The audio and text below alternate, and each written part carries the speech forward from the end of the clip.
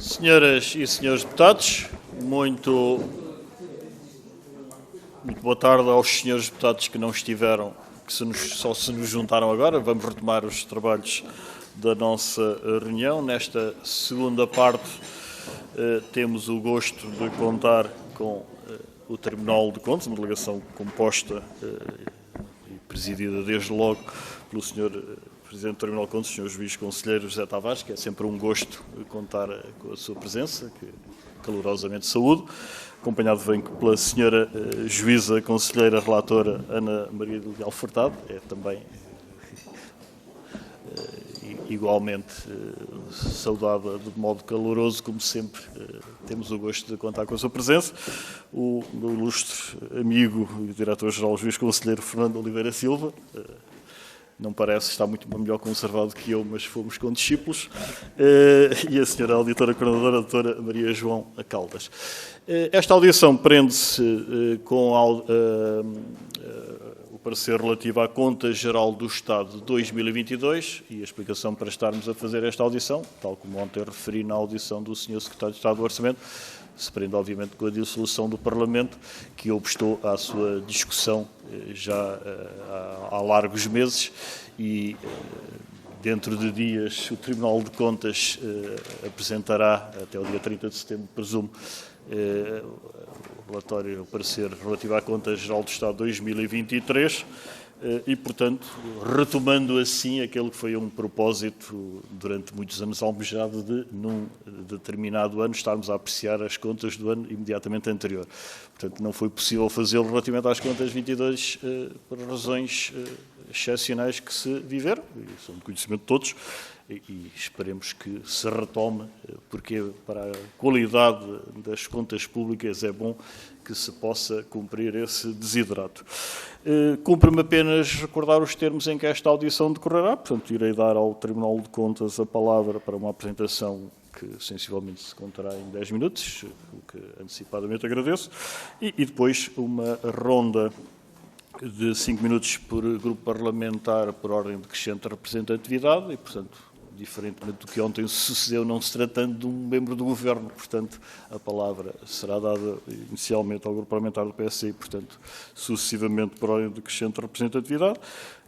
Os esclarecimentos serão prestados tendencialmente no mesmo tempo da formulação das questões, portanto, 5 minutos por cada grupo parlamentar, e depois uma segunda ronda, essa depende de inscrição individual, portanto, ficará na dependência da vontade das senhoras e senhores deputados, individualmente, e que as respostas são dadas em conjunto, correspondendo ao tempo, ao somatório dos tempos gastos na formulação das questões, sendo que cada senhora ou senhor deputado dispõe nessa segunda ronda de até 2 minutos. Assim sendo, reiterando os meus cumprimentos, Sr. Presidente, a palavra é sua, faça favor. Muito bem, muito obrigado, Sr. Presidente. Senhoras e senhores deputados, é um gosto estar aqui mais uma vez na Comissão de Orçamento, Finanças e Administração Pública. É a comissão parlamentar onde vimos mais vezes, desta vez para apresentar o parecer sobre a Conta Geral do Estado de 2022, enfim, que normalmente não é apresentado com um prazo tão longo, mas não poderei deixar de, no início da minha apresentação, depois, se o Sr. Presidente me permitir, daria a palavra à Sra. Conselheira Relatora, de dizer que me congratulo com a evolução que houve neste domínio relativamente à apresentação, quer da Conta Geral do Estado por parte do Governo, quer pelo prazo que o Tribunal de Contas também tem para apresentar o seu parecer sobre a Conta Geral do Estado, que reduziu substancialmente num modelo que me parece o adequado e, portanto, creio que estamos todos de acordo. Desde que este modelo foi implementado, o Governo tem apresentado as suas contas ao Tribunal e à Assembleia da República no prazo que está fixado. O Tribunal também tem cumprido até o dia 30 de setembro a apresentação do seu parecer e devemos congratular-nos com esse facto.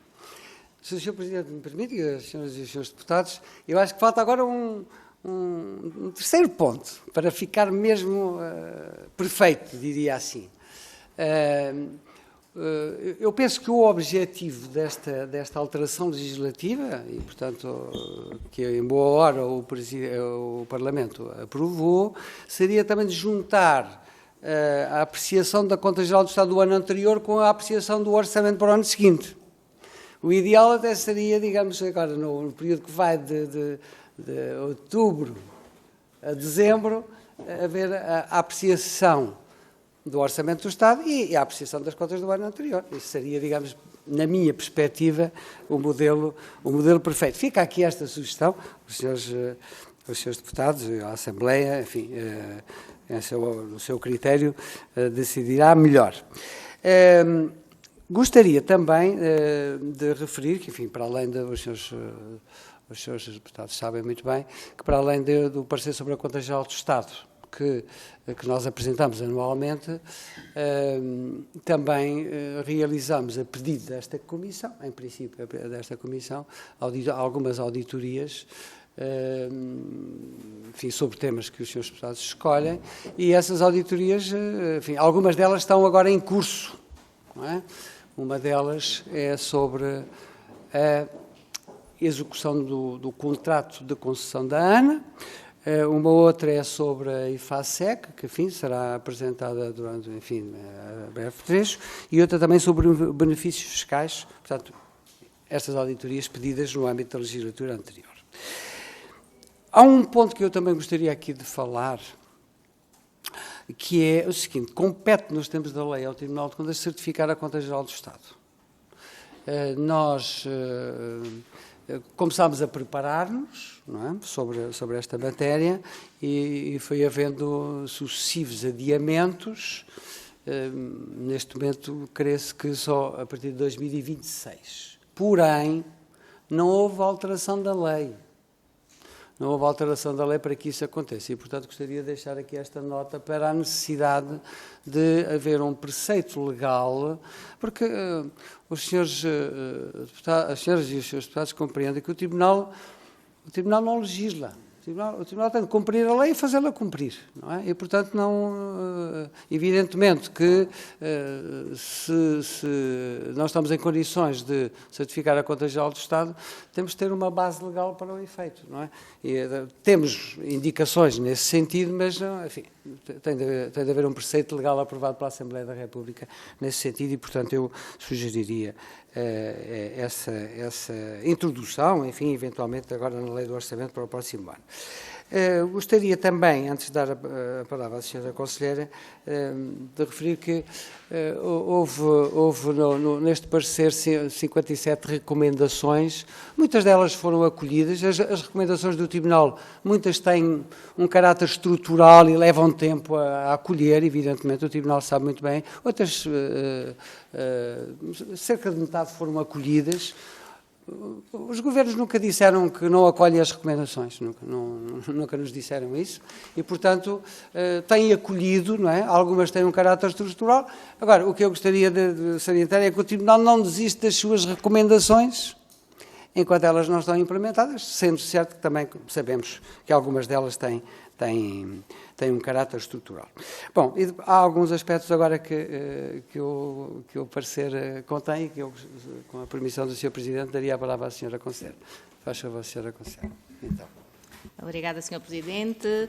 Sr. Presidente, senhoras e senhores deputados, é um gosto estar aqui convosco e poder partilhar, de facto, o parecer sobre a Conta Geral do Estado, que foi um documento que todos os anos elaboramos com o máximo de abrangência e com muita dedicação. O parecer sobre a Conta Geral do Estado de 2022 é um documento abrangente que resulta dos trabalhos de verificação e a todo o reporte orçamental e financeiro incluído na Conta Geral do Estado.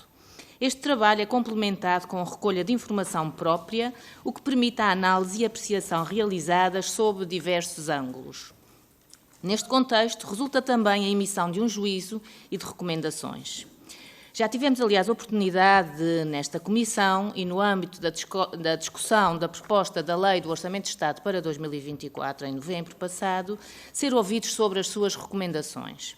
Não irei, então, entrar na pertinência própria de cada uma delas, mas permitam-me recordar que foram, de facto, emitidas, como o Sr. Presidente acabou de dizer, 57 recomendações ao Governo. E será esta a minha primeira observação, de caráter genérico. Deste universo, cerca de metade mantém-se de anos anteriores. Outra metade foi parcialmente ou totalmente acolhidas.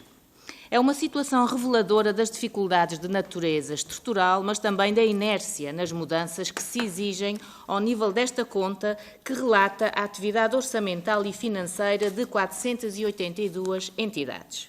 E pode parecer, à primeira vista, paradoxal a manutenção de recomendações. Porém, estas são emitidas com base em fundamentação que, em cada ano, resulta da apreciação realizada. E são, em nosso entender, essenciais para a manutenção do rumo que uma Conta Geral do Estado se quer do rumo para uma Conta Geral do Estado que se quer completa e sem erros. E refiro-me não só ao papel exercido por esta apreciação e que cobre um enorme universo de áreas, mas também ao que resulta do trabalho de interação realizada pelos nossos auditores com as entidades que compõem este perímetro orçamental, com resultados vários, muitas vezes de percepção apenas indireta ou efeito preventivo. Uma segunda observação recai sobre a execução orçamental de 2022. Embora os valores sejam naturalmente diferentes dos atuais, refletem algumas tendências que perduram e cuja apreciação não perde utilidade. Destas tendências que perduram, destaco duas. A primeira, ao nível da evolução, a segunda, quanto à relação entre os valores orçamentados e os valores executados. Foram contas marcadas por uma execução orçamental que permitiu reduzir o déficit, que representou no final do ano 1,5% do PIB. Para esta redução do déficit contribuiu em particular o crescimento do PIB e a elevada inflação, que proporcionaram um considerável aumento das receitas fiscais e contributivas. Contribuiu também do lado da despesa a moderação do crescimento em algumas das suas rúbricas, como foi a verificada nas despesas com o pessoal e também, de certa forma, nas despesas de investimento, em termos de valor absoluto e tendo em conta o previsto. Em particular concentrada nas infraestruturas ferroviárias e nos investimentos militares na área da defesa. Porque já nas rúbricas ligadas às pensões, onde se registou o maior aumento dos últimos 4 anos, e à aquisição de bens e serviços, em particular na área da saúde, os aumentos foram expressivos e exigiram financiamento de verbas do Orçamento de Estado e não só das contribuições. Naturalmente que aumentos permanentes das despesas são um risco que limita a redução da dívida pública. Em 2022 tivemos uma dívida, em termos nominais, é certo, 3.254 milhões de euros acima das de 2021. E como comparam estes números com os valores orçamentados? O que temos vindo a observar tem também algumas características de tendência. Tradicionalmente temos verificado uma suborçamentação da receita fiscal e das contribuições e, por outro lado, uma sobreorçamentação da receita dos fundos europeus, incluindo o PRR, e da maioria das rúbricas da despesa, em especial do investimento. Em 2022, a despesa em investimento público ficaram quase 2 mil milhões abaixo do previsto no Orçamento de Estado. Em 2023, esta tendência mantém-se. O parecer sobre a Conta Geral do Estado de 2022 pronunciou-se também sobre a qualidade do respectivo reporte. E será esta a minha terceira observação. No parecer, damos a máxima atenção à qualidade do reporte. Quanto mais completo for, maior relevância terá como input nos processos de decisão das políticas públicas. Maior utilidade terá para os mercados financeiros e para os cidadãos. Porém, na Conta Geral do Estado de 2022, continuamos limitados a uma perspectiva de curto prazo, puramente orçamental, muito longe ainda da preconizada na Lei de Enquadramento Orçamental. A ausência de demonstrações financeiras consolidadas e a não operacionalização da entidade contabilística Estado, entre outros aspectos, continuam a limitar a utilidade deste reporte. Também a própria certificação, como já disse o Sr. Presidente, pelo Tribunal prevista na Lei para a Conta Geral do Estado de 2023, fica assim condicionada. Neste âmbito, a minha observação vai assim para a reforma da gestão financeira pública, que, apesar dos elevados montantes de financiamento pelo PRR, continua a revelar atrasos significativos. E permitam-me desde já também informar que esta matéria será brevemente atualizada num relatório previsto para breve, intitulado ou sobre a reforma das finanças públicas com financiamento do PRR, o qual, como habitual, será também remetido a esta Assembleia. Por fim, permitam-me, já vou aqui com o tempo um pouco adiantado, gostaria de salientar alguns outros aspectos evidenciados neste parecer pela especificidade, mas também pela pertinência que tem na matéria que estamos a tratar. O primeiro prende-se com a pergunta sobre, então, a Conta Geral do Estado reporta adequadamente as contas do Estado como um todo? É uma questão de natureza mais contabilística e a fundamentação a esta resposta encontra-se sintetizada no juízo que formulamos. Nele se identifica que há erros materialmente relevantes. É, por exemplo, o caso da indevida contabilização de certos apoios concedidos no ano, e isto não é específico deste ano, voltamos a encontrar nos anos seguintes, designadamente o apoio extraordinário às famílias no montante de 611 milhões de euros, portanto, materialmente relevante. Não vou agora entrar no detalhe de porque é que este apoio está indevidamente contabilizado, os senhores deputados tiveram provavelmente a oportunidade de ler. Ao nível de outros erros e omissões, a omissão de informação relevante, toda aquela que tem a ver com as questões patrimoniais, património financeiro, património imobiliário, tem sido recorrente, não é, esta omissão. E, portanto, a resposta a esta questão, se a conta reflete devidamente as contas do Estado como um todo, e tendo em conta as reservas devidamente identificadas no juízo, a resposta é não. E o parecer reitera que o caminho a percorrer passa por avanços com caráter prioritário ao nível da implementação do disposto na Lei de Enquadramento Orçamental de 2015. Em segundo lugar, destaco que os pagamentos em atraso, apesar de terem diminuído, mesmo assim tiveram, em termos mensais, que é um aspecto bastante relevante, valores na ordem dos 547 milhões de euros em 2022 e em 2023 a situação não é melhor. E as dotações de capital para a cobertura de prejuízos dos estabelecimentos de saúde EPE não foram suficientes para fazer face ao pagamento da totalidade dos encargos vencidos dessas entidades, que totalizavam 507 milhões de euros no final do ano. Um terceiro ponto é sobre os benefícios fiscais. A despesa fiscal aumentou 33%, totalizando 16 mil milhões de euros, e assinalo que o reporte desta despesa fiscal abrangeu apenas cerca de 2/3 dos benefícios fiscais do ano, uma limitação grande à sua avaliação e ao seu controle. Por fim, assinalo a conta da Segurança Social, que é condicionada por insuficiências legais e regulamentares. Apesar destas limitações, verificaram-se alguns progressos que também gostaria de dar nota. Ao nível da prestação da informação, a publicação da legislação com as regras de execução orçamental, o Decreto-Lei de Execução Orçamental, que não se tinha verificado nos 2 anos anteriores, algumas melhorias no reporte, por exemplo, em áreas como o impacto orçamental de medidas de política apresentadas no Orçamento de Estado, bem como das medidas de caráter extraordinário, do choque geopolítico, e também ao nível das garantias prestadas pelo Estado. Houve uma melhor fundamentação, porém, ao nível dos novos benefícios fiscais. A conta da Segurança Social também melhorou a caracterização de certos contribuintes com dívidas e a relevação contabilística de juros de demora, e também encontramos uma melhor sistematização e fundamentação da informação sobre os do universo de entidades que compõem a Conta Geral do Estado. Muito obrigada, Sr. Presidente. Muito obrigado, Sra. Conselheira e Sr. Presidente, obviamente. Vamos então dar início à primeira ronda. Como há pouco referi, darei a palavra de imediato ao Grupo Parlamentar do Partido Social Democrata, Sr. Deputado Marco Claudino. Cumprimento, dispõe até 5 minutos. Faço favor. Muito obrigado, Sr. Presidente. Queria também naturalmente cumprimentar o Sr. Presidente do Tribunal de Contas, já esteve ontem aqui também connosco na Comissão de Economia. Também agradecer e cumprimentar a Sra. Juíza Conselheira, relatora, e até agradecer antecipadamente pela clareza da exposição. Sr. Diretor-Geral, Sr. Juiz Conselheiro, Sra. Auditora Coordenadora, Dra. Maria João Caldas, também vos cumprimento. Esta apresentação do relatório tem naturalmente uma especificidade, que é estarmos um lapso de tempo muito significativo. Mas nem por isso perde a sua importância e perde a sua relevância para nós podermos analisar o que foi feito atrás e com vista a também melhorar os procedimentos para o futuro.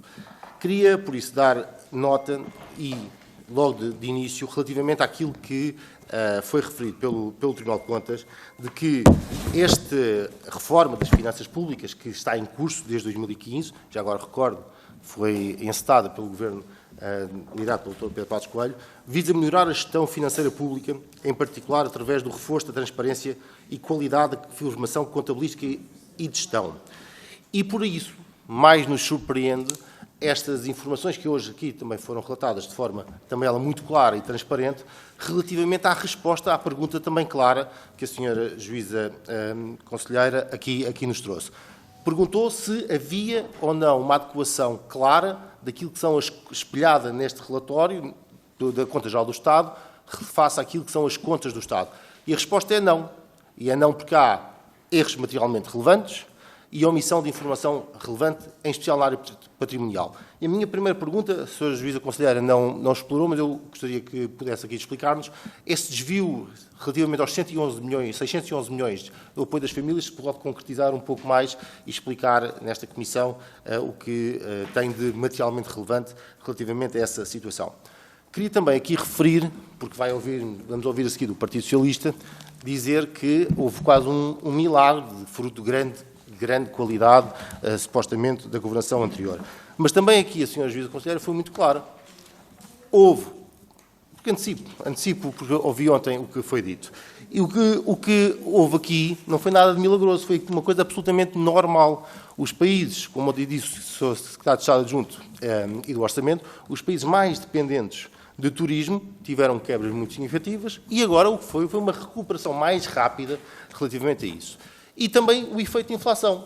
E aquilo que é muito importante nós referirmos é que a inflação e o turismo tiveram e deram ao Estado português uma arrecadação de impostos de cerca de 5 mil milhões de euros a mais do que previsto. 5 mil milhões a mais do que previsto, que não foi devolvido à sociedade.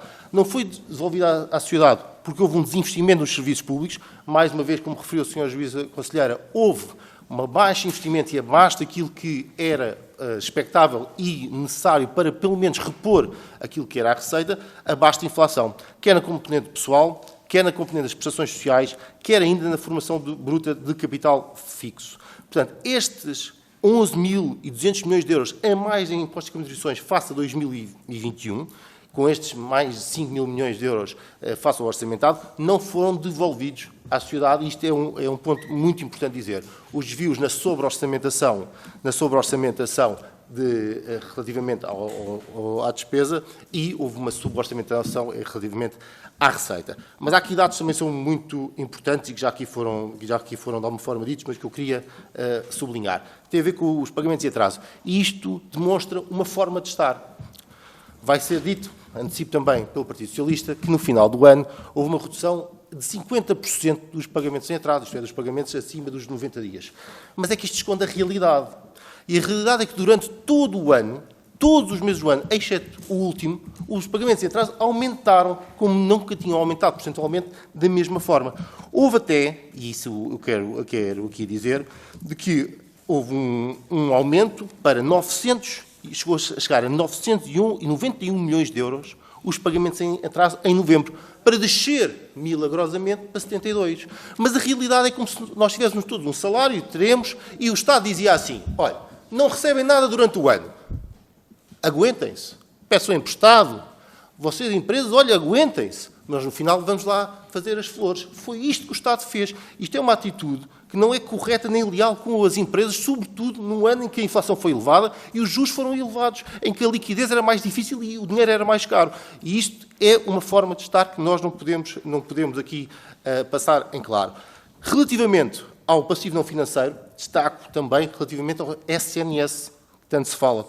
O passivo aumentou 5,6%, tendo alcançado 2 mil milhões de euros. Algo que nunca foi visto.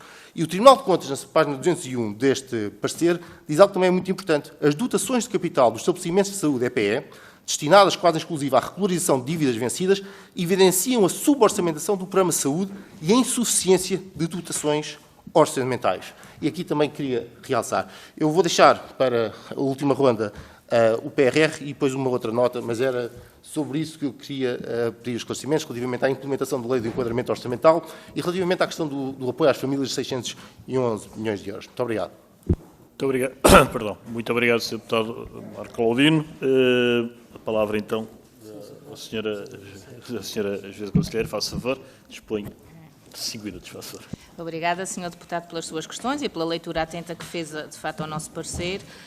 Os dados que evidenciou são, de facto, os que constam do parecer e nós continuaremos a acompanhá-los e todos os anos continuaremos a reportar sobre todos os dados que dizem respeito às despesas e às receitas públicas. Sobre as questões mais particulares, portanto, sobre a questão da indevida contabilização dos apoios extraordinária às famílias, foi relativamente ao apoio extraordinário à família, portanto temos verificado isto em apoios que são dados, que são extraordinários, não é? Este foi às famílias.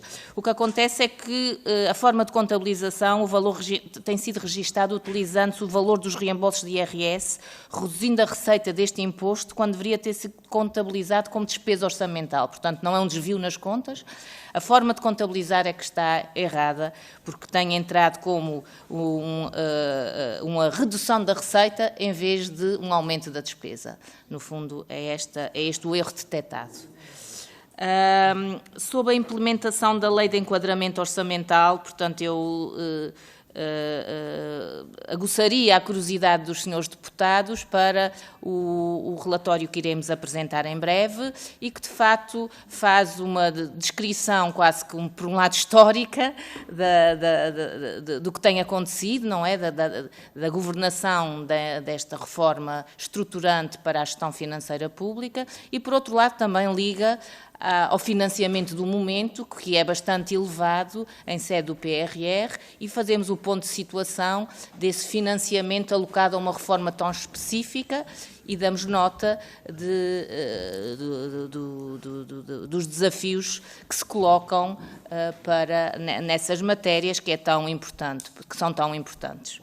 E, portanto, deixaria para essa data os maiores desenvolvimentos e a nossa apreciação à condução dessa reforma que continua, cujo reflexo tem sido uma conta geral do Estado estruturalmente igual à que se tem vindo a ser apresentada ao longo dos anos, sem grandes mudanças, no fundo. Muito obrigado, Sra. Conselheira Ana Furtado. Vamos prosseguir dando a palavra ao grupo parlamentar do Partido Socialista, Sr. Deputado Sérgio Ávila. Dispõe também de 5 minutos, faça favor. Muito obrigado, Sr. Presidente. Saudar o Sr. Presidente do Tribunal de Contas, a Juíza Conselheira Coordenadora do relatório e os restantes membros e agradecer este contributo no âmbito da reflexão da situação da evolução das finanças públicas. O ano 2022 foi um ano claramente caracterizado por dois aspectos que se conciliaram. Por um lado, o início do fim dos efeitos do Covid, com a conjugação dos fatores decorrentes da crise geopolítica decorrente da invasão da Ucrânia, que teve um impacto na inflação, sendo que o mês de outubro de 2022 foi onde a inflação atingiu o maior valor, 10,7%. Portanto, é a conjugação destes dois aspectos que influenciam as finanças públicas neste ano. Eu gostaria de caracterizar este ano em 10 aspectos essenciais. O primeiro, em 2022, registrou-se um crescimento económico em termos reais de 6,7%. Mais do dobro da média da União Europeia, o maior crescimento económico dos últimos 35 anos. Em 2022, a taxa de desemprego foi a mais baixa dos últimos 20 anos, 6%, menos 0,6 pontos percentuais que a média da União Europeia. O déficit em contabilidade nacional decresceu 2,5 pontos percentuais, situando-se em 0,4%. Em contabilidade pública, a redução do déficit em 2022 foi de 2,6 pontos percentuais. A dívida pública reduziu 11,5 pontos percentuais face ao PIB em relação ao ano anterior. O resultado das medidas extraordinárias que foram implementadas para apoiar as famílias no âmbito da inflação totalizaram 4.609 milhões de euros e ainda decorrentes do apoio no Covid, 3.300 milhões de euros. Houve um reforço claro da competitividade da economia porque o crescimento do PIB, como me referi, em termos reais, foi o dobro, mais do dobro da média da União Europeia e da zona euro, assentou nas exportações. Exportações cresceram 16,7 pontos percentuais, o valor das exportações sobre o PIB passou de 41,7% para 50% do produto interno bruto. Há uma melhoria, que é um aspecto muito relevante em termos de sustentabilidade de finanças públicas, de saldo estrutural orçamental em 0,7 pontos percentuais. No oitavo aspecto, para nós também muito relevante e referido, há uma redução de 72 milhões dos pagamentos em atraso com mais de 90 dias, é o valor mais baixo desde 2018, particularmente nos hospitais, onde essa redução representou o valor mais baixo desde 2011. Em termos de sustentabilidade e contingências de risco, há uma redução de 12,1% dos encargos com as parcerias público-privadas. Há uma redução de 1.679 milhões em garantias e contingência de riscos. Há uma redução de 1.115 milhões de euros de risco associado a garantias fora do perímetro. E houve, no decorrer dessas prioridades, uma eficaz combate à inflação, tendo em conta que a inflação em Portugal em 2022 foi de 7,7%, enquanto na média da União Europeia foi de 9,3%. Ou seja, 2022 foi um ano que se caracteriza por um crescimento económico acima da média da União Europeia, uma taxa de desemprego mais baixa que a zona euro, uma redução significativa do déficit, da dívida, a introdução de medidas compensatórias do ponto de vista de combate à inflação, de apoio às famílias e às empresas, um reforço da competitividade da economia com o peso das exportações na estrutura do PIB, uma redução do déficit orçamental estrutural, uma redução dos pagamentos em atraso, uma redução dos custos das PPPs e das garantias e riscos contingentes e um combate à inflação, que, do ponto de vista de resultados, foi mais eficaz que a média da União Europeia. Decorrente dessa realidade, que está refletida também no âmbito deste relatório, que não é colocado em causa do mesmo, são feitas 57 recomendações. Como foi referido pelo Sr. Presidente, metade foram cumpridas, metade não foram cumpridas. Nestas matérias é como olhar para um copo que está ou meio cheio ou meio vazio. Há quem valorize as que foram cumpridas, há quem valorize as que não foram cumpridas. Esta é a dinâmica e a dialética da própria política. No entanto, há aqui dois aspectos que eu considero estrutural e por os quais queria lançar perguntas. E como foi dito para a Sra. Juíza Conselheira, e muito bem, uma coisa é considerarem erros de contabilização, se, por exemplo, a questão das devoluções em sede de IRS deve ser contabilizado como receita ou deve ser contabilizado como despesa. Independentemente da diferença de opinião sobre o mesmo, o Governo considerou que devia ser no âmbito da receita, porque era a forma da autoridade tributária poder pagar e era efetivamente a evidência de uma devolução de uma receita fiscal que consideraram que seria a mais e a forma de devolver mais eficazmente é através da AT, mas, como referiu muito bem, nada disto altera o saldo orçamental, nada disto tem a ver com um desvio em termos de contas, é apenas uma questão de dispositivos de contabilização. Para ficar claro, mas a pergunta que queria deixar ficar, e ontem ouvimos o Sr. Secretário de Estado do Orçamento sobre a conta, tem a ver com esta grande reforma estrutural, que é um desafio exigente para todos, que se chama o SNCAP, introduzido em toda a administração pública. De acordo com a Lei de Enquadramento Orçamental da Perspectiva, está previsto até ao final de 2026 a sua implementação em pleno. É referido no relatório que em 2022 mais 67 entidades aderiram e já utilizam o SNCAP. O Sr. Secretário de Estado ontem referiu que pensava manter o processo de implementação do SNCAP que estava previsto pelo anterior Governo, portanto, considerando que até ao final de 2026 é o objetivo para estar implementado em toda a administração pública. E, nesse sentido, a questão que eu queria colocar era precisamente, sendo esse um objetivo estruturante, consideram que é possível, até ao final de 2026, todas as entidades da administração pública estarem com esse sistema e com essa reforma implementada? Muito obrigado, Sr. Deputado. Muito obrigado, Sr. Deputado Sérgio Ávila. A palavra, então, ao Sr. Presidente do Tribunal de Contas. Antes de dar a palavra também à Sra. Conselheira, gostaria de dizer aqui duas ou três ideias sobre as questões do Sr. Deputado Sérgio Ávila. A primeira é sobre uma matéria que eu gosto muito em especial, que é sobre as recomendações. Não? Há quem considere que as recomendações são ideias que são lançadas pelo Tribunal ou por outras entidades, enfim, para refletir sobre elas. Bom, as recomendações não são ordens, nem injunções.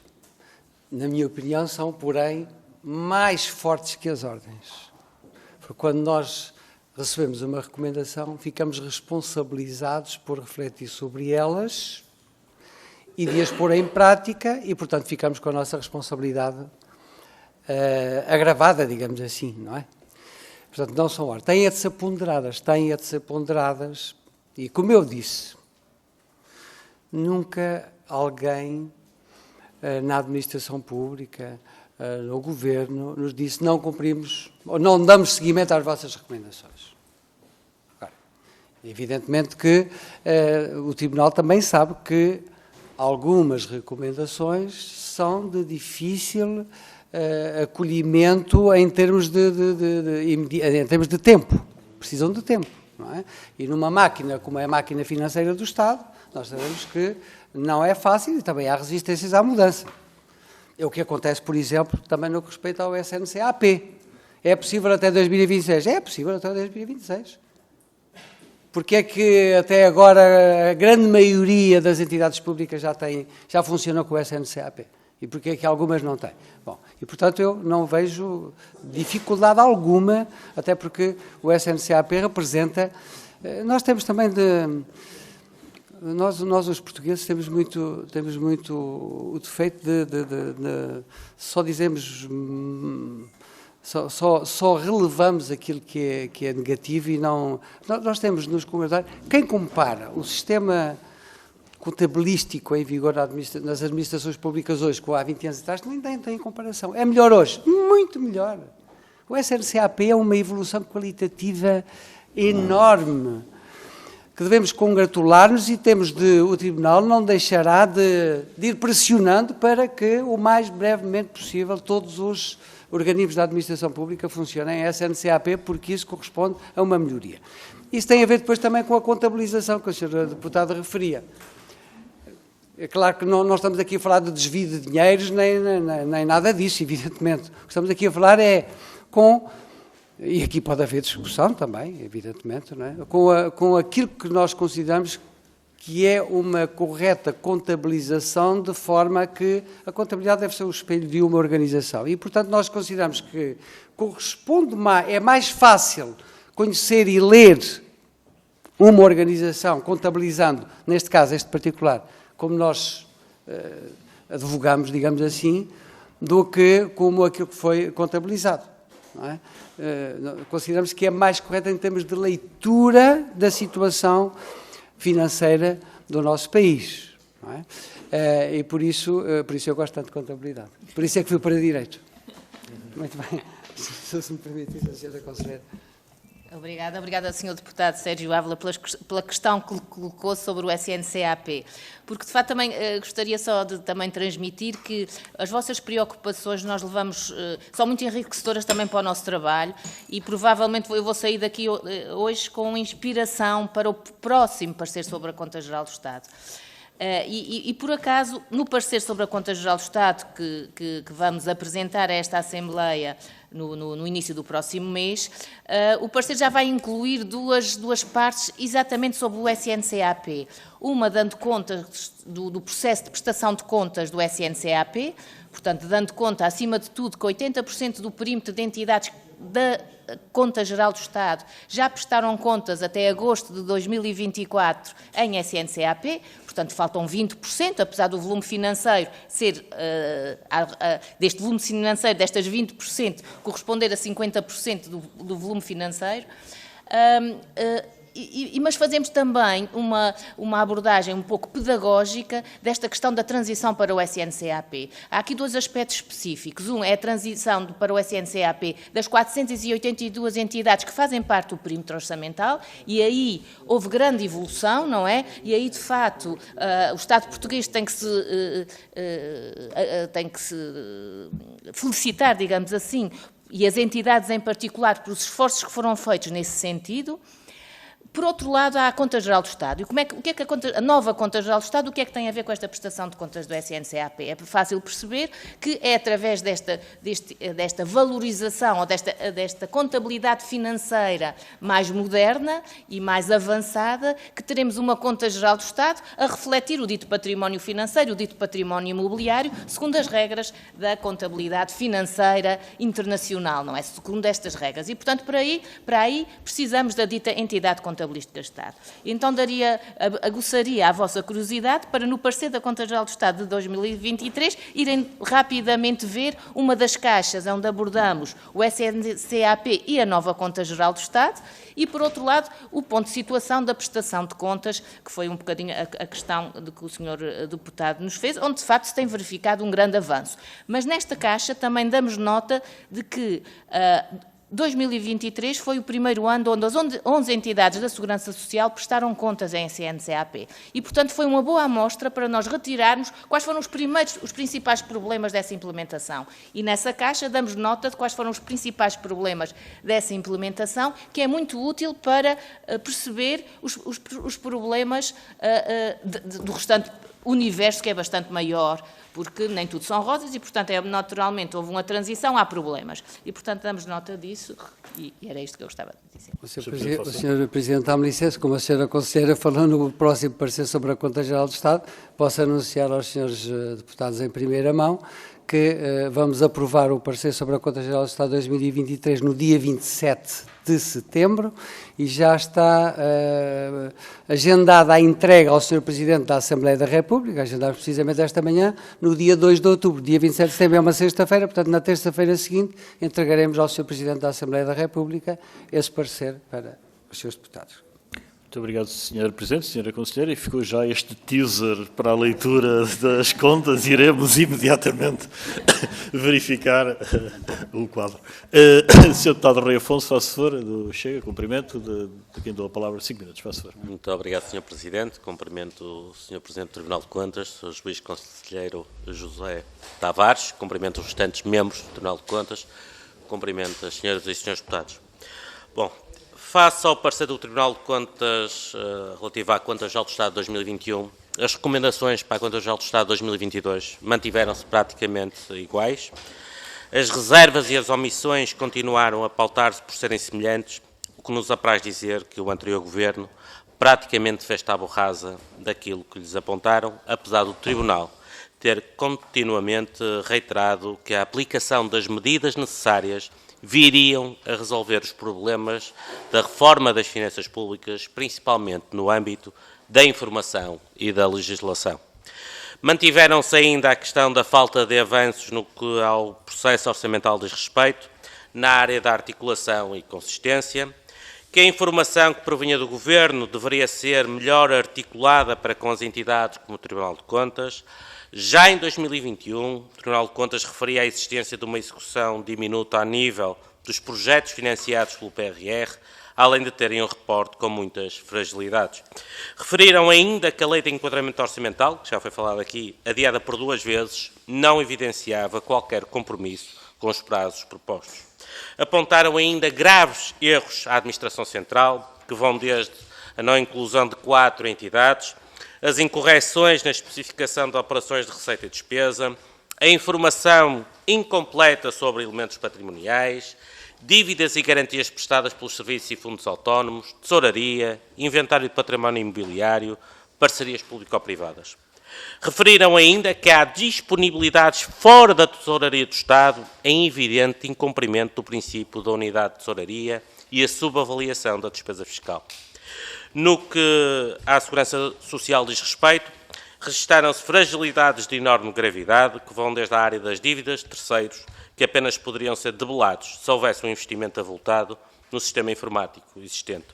Relembrar ainda que a não quantificação da dívida dos contribuintes, bem como a sobrevalorização da dívida de clientes e das prestações sociais, fez com que a fiabilidade das contas, que a Conta Geral do Estado quer demonstrar, coloque em causa toda a panóplia de parangonas do Estado sobre a veracidade das contas públicas.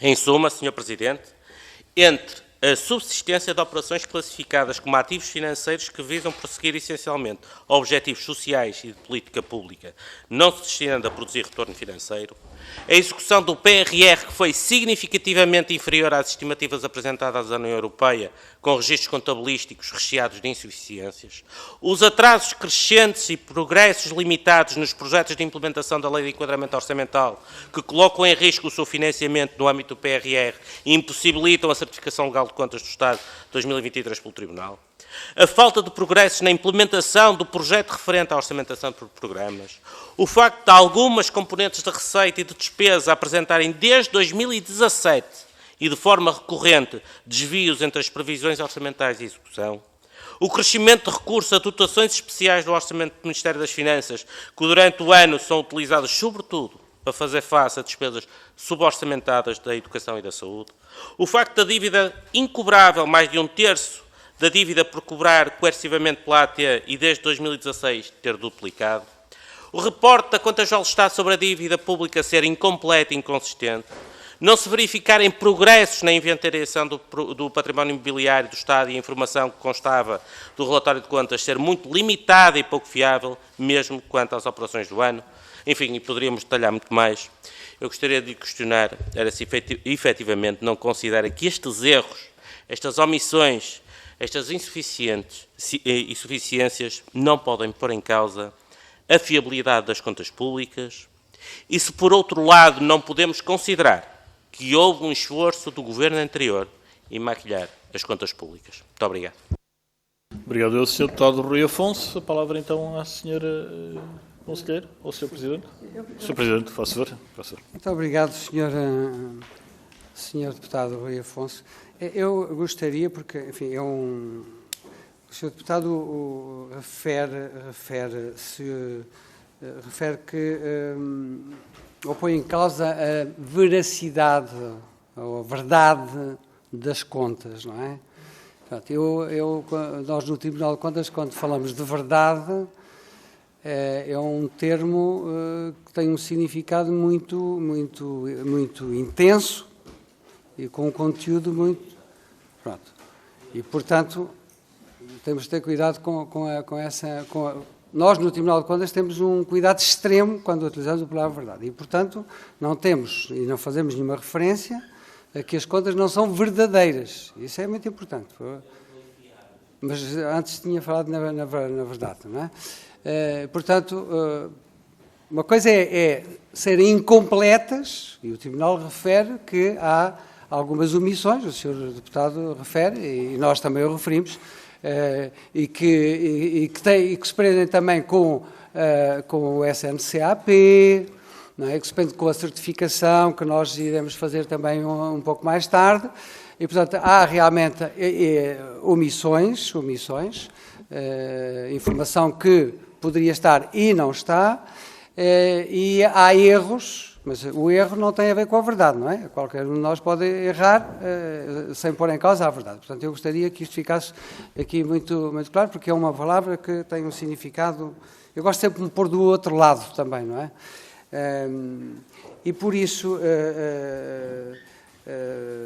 eu diria que a nossa preocupação essencial no Tribunal, e aqui falo, como sabem, o parecer sobre a Conta Geral do Estado é o único ato de controle do Tribunal que é aprovado pelo Plenário Geral do Tribunal de Contas, que engloba o Presidente e os 18 juízes conselheiros, incluindo os conselheiros dos Açores e da Madeira. Portanto, é um ato extremamente importante e que, felizmente, tem sido sempre aprovado por unanimidade e, portanto, temos de ter... E a nossa preocupação é, no que respeita à Conta Geral do Estado, é que essa Conta Geral do Estado seja completa, evidentemente nem refiro verdade, porque é óbvio, não é? Tem de ser verdadeira, não é? E traduzir de uma forma completa a situação financeira do Estado. Esse desígnio ainda não o conseguimos, ainda não foi conseguido, mas o Tribunal não descansará enquanto não for conseguido. E isso conseguir-se-á através da execução, do pôr em prática da reforma das finanças públicas e do SNCAP e de outras medidas conexas, digamos assim, não é? E, portanto, continuaremos a caminhar e a lutar e a recomendar no sentido de que toda essa informação que ainda não está, mas tem de estar, esteja no mais curto prazo possível. Dentro de um mês, os senhores deputados receberão aqui o parecer já de 2023 e, portanto, onde também haverá já, digamos assim, novidades que a senhora Conselheira poderá, se o senhor Presidente me permitir, completar. Faz favor, senhora.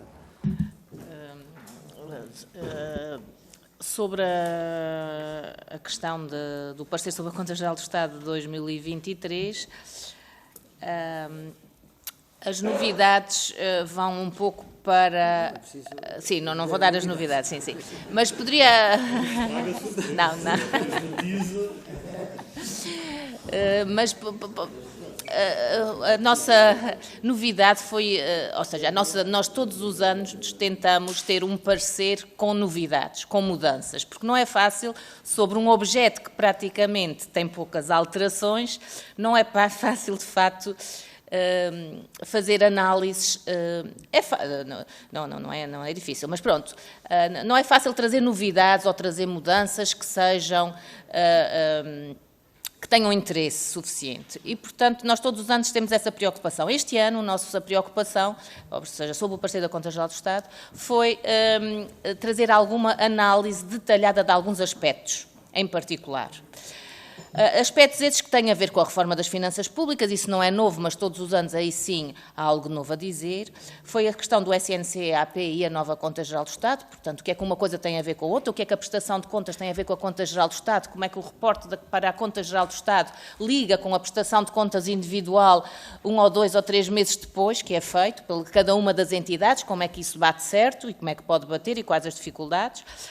Também trazemos alguma análise específica ao setor da habitação, às despesas com a habitação e à medida de apoio extraordinário à renda.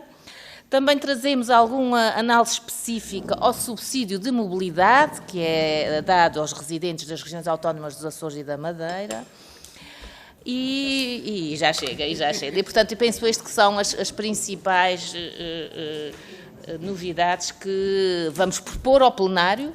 Não sei se serão aprovadas, mas, portanto, é isto que neste momento está em curso no novo parecer sobre a Conta-Geral do Estado, cujos senhores deputados são uns dos principais leitores desse parecer, mas não só. Pronto, obrigado.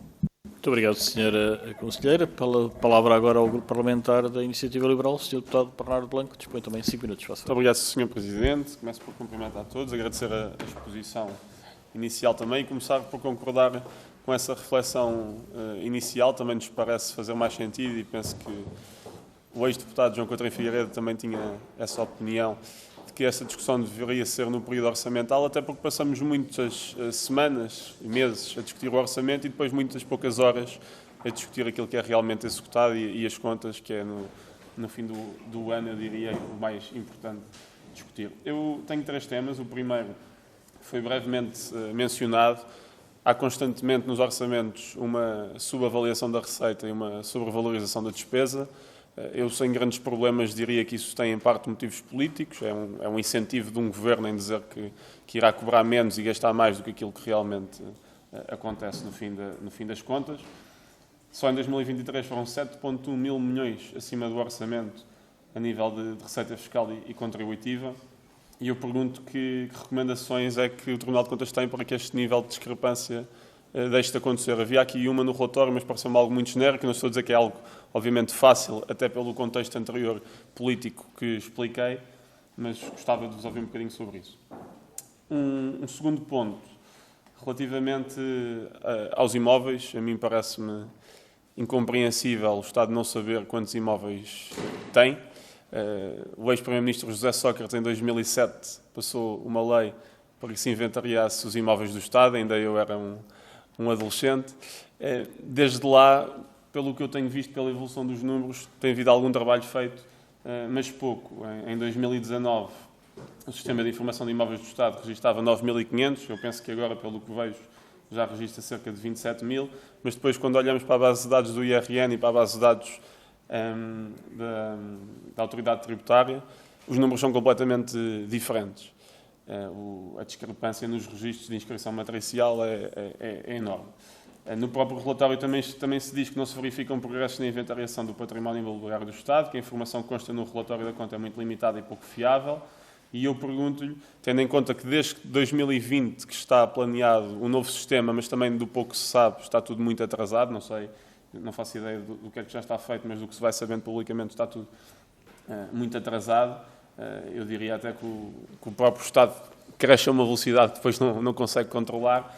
Eu perguntava-lhe se é possível, e já agora uma pequena menção, porque no relatório faz menção aos devolutos da Segurança Social, por exemplo, consegue especificar quantos é que são, mas não consegue especificar, nem dar nenhum número aproximado de quais são os devolutos daquele número total dos 27.000. E eu perguntava se, por acaso, tinham esses dados, porque interessava-me saber. Obviamente, não sendo o valor exato, daria para saber dos 27 mil qual é mais ou menos a percentagem de imóveis devolutos, por acaso tivessem estes números, mesmo que não aqui, se por acaso depois tivessem e pudessem enviar, seria informação pertinente. Um terceiro ponto, também já aqui muito abordado, vou falar muito rapidamente. Em 2023 deveria ser o primeiro ano, como se sabe, de certificação do Tribunal de Contas, à Conta Geral do Estado. Há muito tempo que também já se sabia, na última legislatura, que queria ser impossível, na prática, cumprir aquilo que é exigido na Lei de Enquadramento Orçamental.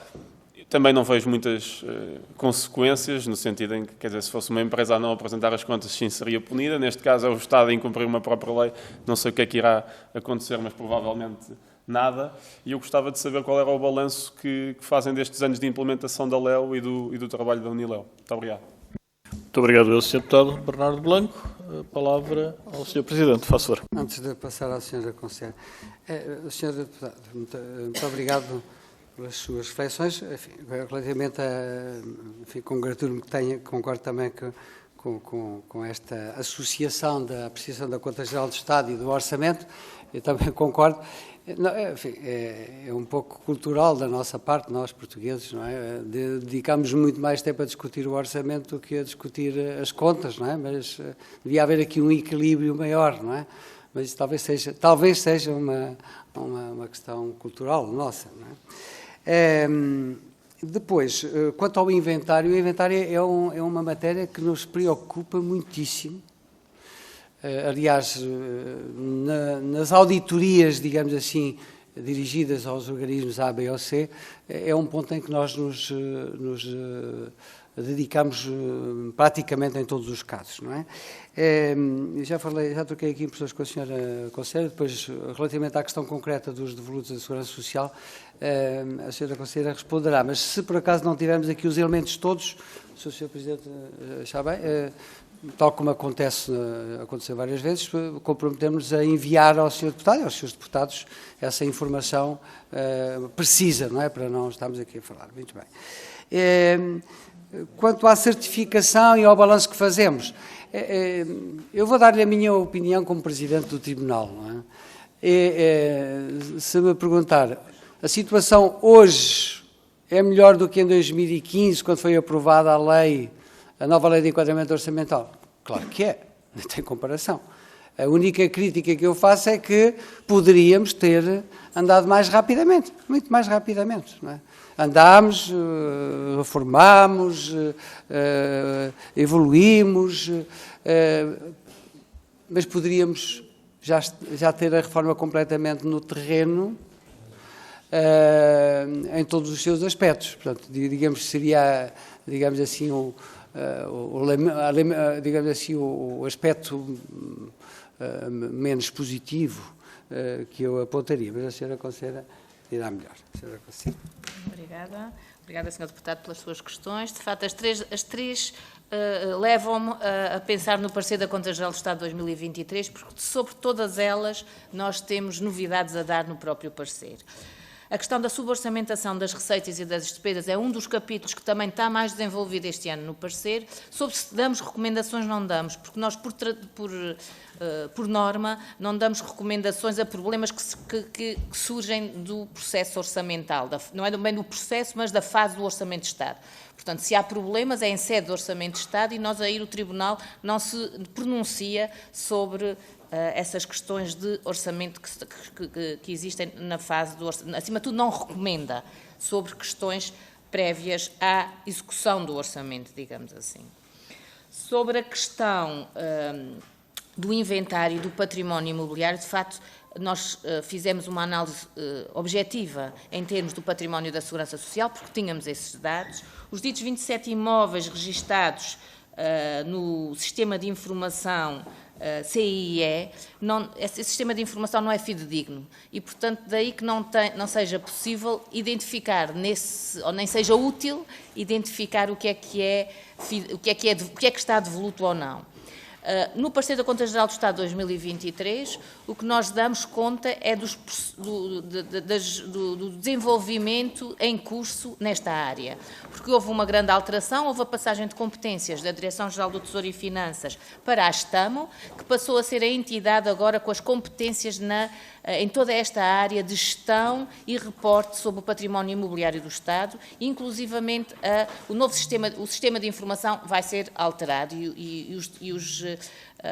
as alterações em curso alteram este sistema de informação. E, portanto, é uma das caixas que nós temos no parecer da Conta Geral do Estado, é sobre esse ponto de situação, pese embora feito com base em 6 meses de transição, portanto, também acaba por ser ainda uma informação ainda pouco elucidativa de se estamos no bom caminho ou de prazos, provavelmente estamos no bom caminho, mas de luz ao fim do túnel sobre esta questão do inventário. Portanto, ainda o parecer da Conta Geral do Estado de 2023 não traz ainda grande luz ao fim do túnel sobre a objetividade e as melhorias em concreto, a não ser em termos de procedimento, quanto a esta alteração de competências.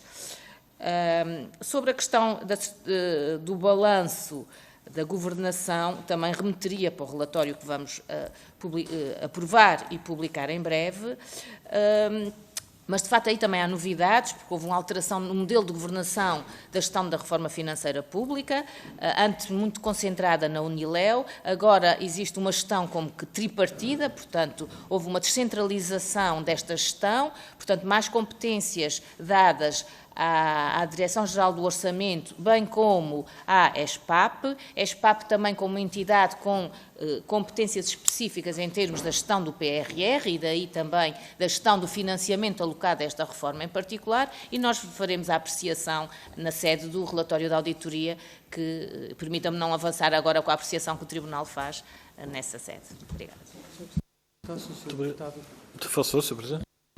Não sei se o Sr. Deputado ficou satisfeito quanto àquela questão do património da Segurança Social. Insatisfeito, mas satisfeito com a resposta do Sistema Médico que digo, mas não vou estar a pedir o número. Pronto. Muito bem. Muito obrigado, Sr. Presidente. Muito obrigado, Sr. Presidente. Senhores deputados, eu tenho 3 inscrições para... É uma das 3. Tenho 3 inscrições para a última ronda, portanto, o Sr. Deputado Marco Claudino, o Sr. Deputado Sérgio Ávila e o Sr. Deputado Marcos Santos. Portanto, continuamos com 3 inscrições, assim faremos. Recordo que cada Sr. Deputado dispõe até 2 minutos e, portanto, e diferentemente, bom, o Tribunal de Contas já é da casa, portanto já sabe que nesta ronda só responde a final e, portanto, teria a amabilidade de anotar as questões na exata medida em que responderá apenas a final. Sr. Deputado Marco Claudino, 2 minutos, faz favor. Muito obrigado, Sr. Presidente. Vou também tentar ser cumpridor com o tempo e queria também relevar aquilo que disse o Sr. Presidente relativamente à questão dos erros e omissões. Nós também, naturalmente, que identificamos erros e omissões e não sobrevalorizamos. Damos o valor importante que tem, mas não sobrevalorizamos. Outra coisa são posturas e narrativas que importa da nossa perspectiva desconstruir. E tem que ver com uma nota que o Tribunal de Contas deu relativamente aos fluxos com a União Europeia. Em 2 prismas, naquilo que é a entrega à União Europeia dos denominados recursos próprios tradicionais, que o Estado, por ausência e atraso da autorização do Governo, pagou mais em termos de juros. E isso não é bom para a credibilidade do Estado português e não é bom já agora para as finanças do Estado, e também relativamente ao recebimento dos fundos da União Europeia e, em especial, na narrativa que o PRR estava muito avançado. E aquilo que se verifica, o Tribunal de Contas atestou, é que, relativamente àquilo que estava estimado e orçamentado, apenas se verificou a execução de 19%. E, portanto, é posturas e narrativas que é diferente de erros e omissões. E também já agora, relativamente a posturas e narrativas, queria falar-vos do Fundo de Estabilização da Segurança Social. Creio que longe vai o tempo em que o Partido Socialista dizia que outros queriam jogar com o dinheiro das pensões na Bolsa. É que aquilo que se verifica, e é um portfólio, e não estamos contra, é um portfólio natural, que até dá uma forma, alguns dados que são legais, o Fundo de Estabilização da Segurança Social teve em 2022 uma rendibilidade negativa de 13,3%. Perdeu 188 milhões de euros. E imagine-se, na componente de ações, perdeu 585 milhões de euros. E, portanto, relativamente ao jogar o dinheiro da Bolsa, creio que o Partido Socialista deixará também de ter essa narrativa. E já agora, também relativamente àquilo que são as narrativas, este fundo de estabilização muito importante foi criado ainda no tempo do professor Cavaco Silva e que visa assegurar também a estabilização daquilo que são as pensões dos portugueses. Uma nota final, porque creio que o tempo vai rápido, tem a ver com uma declaração que o Sr. Presidente do Tribunal de Contas disse no início. O Sr. Presidente do Tribunal de Contas disse na sua apresentação há pouco que os governos nunca disseram que não acolhiam as recomendações. E à luz do que disse, gostaria que... As entidades no seu todo, precisamente. E à luz daquilo que disse, gostaria que comentasse uma frase que está no próprio relatório, que diz o seguinte: a posição do Ministro das Finanças, ou do Ministério, porque está a IMF agora, ao considerar algumas recomendações como totalmente implementadas, apesar de não terem sido tomadas quaisquer ações nesse sentido, limita a expectativa de melhorias. Creio que posso concluir que o Governo, de facto, não dizia que não implementava. Dizia que implementava, só que não o fazia na realidade. E gostava que pudesse comentar. Muito obrigado. Muito obrigado, Sr. Deputado Marco Claudino. A palavra ao Sr. Deputado Sérgio Ávila. Faço favor também 2 minutos. Obrigado, Sr. Presidente. Eu gostaria, em primeiro lugar, de saudar 2 informações que foram aqui colocadas e disponibilizadas pelo Sr. Presidente e pela Sra. Juíza Conselheira Relatora. A primeira foi o facto de, nos últimos 20 meses, termos duplicado o número de entidades em termos de volume que aderiram já ao SNCAP. Porque, no fundo, no final de 2022, de acordo com o relatório da conta, era 25% do volume. Em agosto de 2023, 150% do volume. É um esforço em 20 meses de duplicação do universo abrangido. O segundo aspecto que foi fundamental também, que o Sr. Presidente do Tribunal de Contas aqui referiu, foi distinguir claramente aquilo que são erros, que existirá sempre, porque um documento desta dimensão, e sendo feito por seres humanos, tem necessariamente sempre erros. O que não se pode fazer, como o Sr. Presidente do Tribunal de Contas muito bem colocou, é transformar erros e omissões que haverá sempre em questões que põem em causa a veracidade das contas, como o Sr. Deputado Chega tentou fazer e não conseguiu fazer. Portanto, isso também ficou claro, e como foi referido, erros e omissões não alteraram nem saldos, nem correspondem a desvios do ponto de vista global das contas, e os resultados, em termos de déficit, de dívida, todos os outros, são aqueles que sempre foram públicos e que não são, de maneira nenhuma, desmentidos. Terceiro aspecto que eu gostaria aqui de referir é que nós, no período de 2022, 23 até 23, foi um período de clara instabilidade, com fenómenos que ninguém previa. O Covid em 2020, a invasão da Ucrânia pela Rússia em fevereiro de 2022, e é bom lembrar que este Orçamento de Estado de 2022, cuja conta estamos agora a avaliar, foi entregue nesta Assembleia em abril de 22. E, evidentemente, em abril de 2022, ninguém previa, nenhuma instituição credível internacional ou nacional, a evolução inflacionista que houve a partir daí, culminou com uma taxa de 10,7% em outubro. Isto quer dizer que alguma da sobrevalorização, da subavaliação da própria receita decorre, como também da despesa das componentes que foram muito acima do que previsto, tendo em conta a situação, decorre da alteração da conjuntura internacional, que, à altura em que foi entregue, não se previa. E essa imprevisibilidade gera, do ponto de vista, quer em componentes da despesa, quer em componentes da receita, alterações face ao cenário que estava previsto inicialmente, e isto em anos de instabilidade internacional acontece e acontecerá sempre. Muito obrigado, Sr. Deputado Sérgio Ávila. E para concluirmos, a palavra ao Sr. Deputado Marcos Santos. Faça favor. Obrigado, Sr. Presidente. Cumprimento o Sr. Juiz Conselheiro José Tavares. Sabemos que as recomendações do Tribunal de Contas servem para garantir, certificar, cooperar no desempenho da atividade administrativa e financeira pública. Uma recomendação do Tribunal de Contas é um ato do Tribunal, não é um ato jurisdicional, mas faz parte do desempenho das funções de controle da atividade financeira pública. E este controle passa também por conduzir a ação governativa de modo que esta corrija eventuais erros e os evite no futuro. E que só assim poderemos ter em conta a melhor defesa do interesse público. Portanto, é neste contexto que surgem as recomendações do Tribunal de Contas no âmbito do Tribunal do âmbito da Conta Geral do Estado. Assim sendo, não faz qualquer sentido como é que sucessivos governos continuam, ano após ano, a ignorar reiteradamente uma parte considerável dessas recomendações.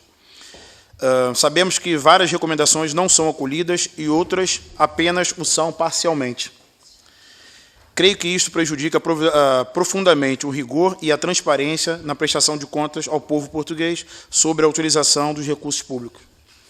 A minha questão aqui é: como é que se poderá, no respeito do quadro legal existente, incentivar o aumento do nível de acolhimento das recomendações emanadas pelo Tribunal de Contas no âmbito da Conta Geral do Estado? Obrigado. Muito obrigado ao Sr. Deputado Marcos Santos e aos Srs. Deputados que colocaram questões nesta ronda e, portanto, o Tribunal dispõe de 6 minutos. Faça o Sr. Presidente. Muito obrigado, Sr. Presidente. Afastando-me das considerações mais de natureza política ou partidária, como é meu dever, e indo ao encontro do que os senhores deputados referiram, começando pelo Sr. Deputado Marcos Claudino, Sr. Deputado, relativamente aos fundos da União Europeia, enfim, eu estou de acordo com aquilo que o Sr. Deputado refere. Realmente, em 2022, o nível de execução também do PRR era bastante baixo, tal como aconteceu, aliás, também nas regiões autónomas dos Açores e da Madeira.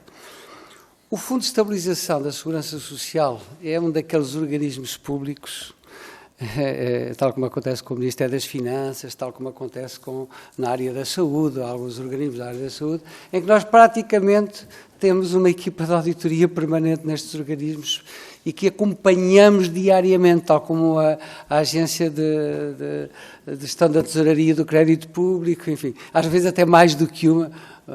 São aqui alguns anteriores membros do Governo, no Ministério das Finanças, então às vezes temos lá 2 e 3 equipas de auditoria, não é? E há certos organismos públicos onde nós estamos quase permanentemente. E, portanto, o Fundo de Estabilização da Segurança Social é um daqueles organismos públicos onde nós estamos quase permanentemente e tem a nossa atenção e, portanto, creio que os seus deputados poderão, digamos assim, também beneficiar dessa informação que resulta da nossa permanência lá. Quanto às recomendações, Sr. Deputado, eu gostaria de dizer-lhe também o seguinte. Nessa perspectiva também respondo em parte ao Sr. Deputado Marcos Santos, que é, nós temos uma ação no Tribunal que é muito importante, que é a seguinte: todas as recomendações são objeto de seguimento por parte do Tribunal. Nós até temos algumas ações, enfim, utilizando a linguagem inglesa follow-up, mas que nós distinguimos são auditorias de seguimento. Portanto, nós vamos sempre, em cada auditoria em particular, há sempre lá um número final que diz assim: o Governo, o Conselho Diretivo, a Câmara Municipal devem informar o Tribunal no prazo X que destino foram dadas às recomendações.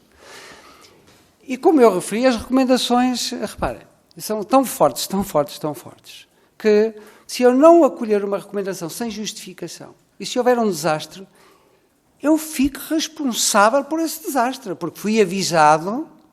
Estamos a falar agora na generalidade da nossa vida, até na nossa vida pessoal, até dos pais relativamente aos filhos, quando os pais fazem recomendações aos filhos e não as seguem, depois ficam responsáveis por elas, porque foram avisados e foram recomendados para seguir um determinado caminho e não seguiram. Portanto, cuidado com as recomendações que são fortíssimas, mais fortes que as ordens.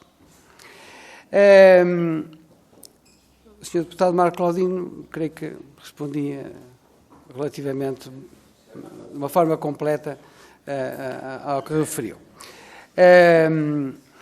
O Sr. Deputado Sérgio Ávila não me pôs nenhuma questão, enfim, mas já agora volto à verdade e aos erros e às omissões. Quando eu digo a verdade, enfim, até na minha vida particular. Uma coisa é a verdade,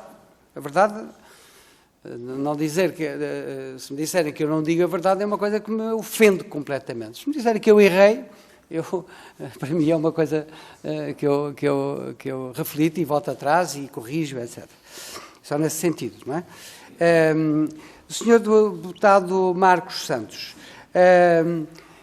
em complemento do que referi há pouco em resposta ao Sr. Deputado Marcos Claudino, para além das nossas ações de seguimento das recomendações, há também um outro, e eu já agora peço, a Assembleia da República é um órgão auxiliar extremamente importante na sua função de fiscalização, também tem, também tem, é extremamente importante, não sei se, para mim é uma função extremamente importante, aliás, à semelhança do que se passa nos parlamentos, por esse mundo fora, a Assembleia da República pode desempenhar um papel importante, e desempenha um papel importante no acolhimento das recomendações por parte dos seus destinatários, sejam eles quais forem, seja o Governo, sejam outros organismos públicos, não é?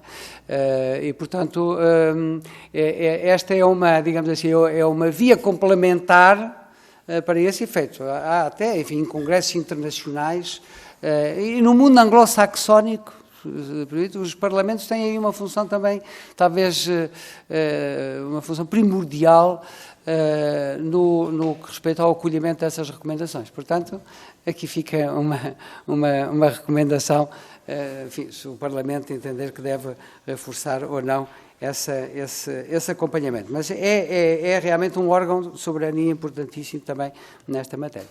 Não sei se fui claro e completo. Eu disse que o deputado Marco Claudino não ficou.